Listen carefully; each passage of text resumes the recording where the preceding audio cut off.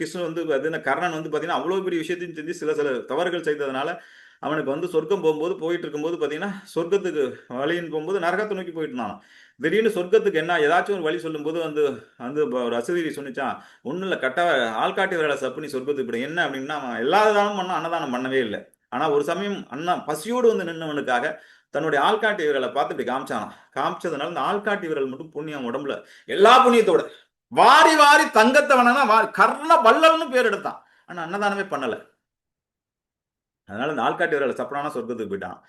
ஆகவே நண்பர்களே, நாமெல்லாம் இப்படி 27 வருஷமா எத்தனை பசியை ஆற்றி இருக்கணும், எத்தனை ஆயிரங்கள் பசியாக, எத்தனை கோடி பேரோட பசியாற்றி இருக்கணும்.